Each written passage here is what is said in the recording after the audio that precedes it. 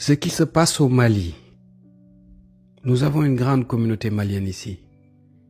Ces personnes sont devenues des frères et des sœurs. Je ne peux pas faire fi de cette réalité. Et je ne parle pas de politique. Vous devez vous en rendre compte, la politique ne m'intéresse pas. Peut-être que j'ai hérité cela de mon père, qui pourtant fut partie des premiers mouvements révolutionnaires au Sénégal. Mais mon père aujourd'hui ne parle plus de politique.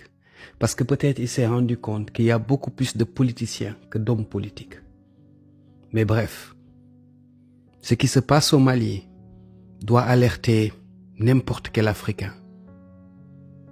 Je l'ai dit l'année passée, si le Mali sombre, aucun État en Afrique de l'Ouest ne tiendra un an. Aucun État.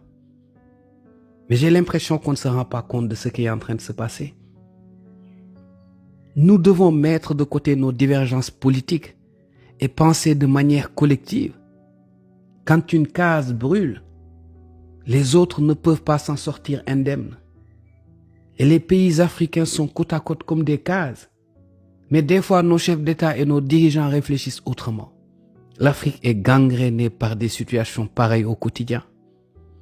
Mais quand vous ouvrez nos télés et nos radios, nous avons la facilité de parler des autres conflits qui se passent dans le monde, alors que la plupart d'entre nous ne savons même pas les tenants et les aboutissants des conflits qui sont dans nos sous-régions.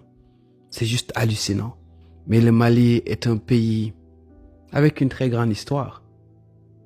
Et encore une fois, mon discours n'est pas politique. Limite, je me moque de la politique. Je suis juste un frère qui parle pour ses frères et ses sœurs. Je suis juste quelqu'un qui est conscient que la seule chose nécessaire en Afrique, c'est la cohésion des États et des peuples. Et ce qui est en train de se passer est dramatique.